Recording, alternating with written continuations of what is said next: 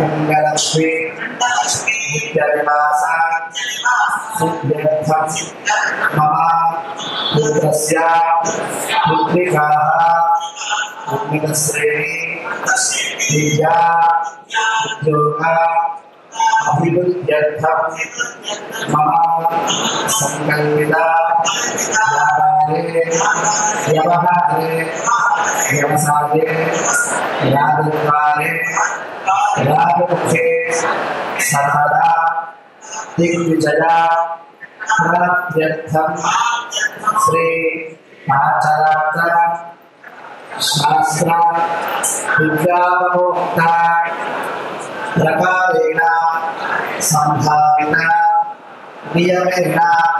संभावित द्रव्येण यथा नामतः करिष्यमाणः तदानु शुद्ध्यर्थं वृद्ध्यर्थं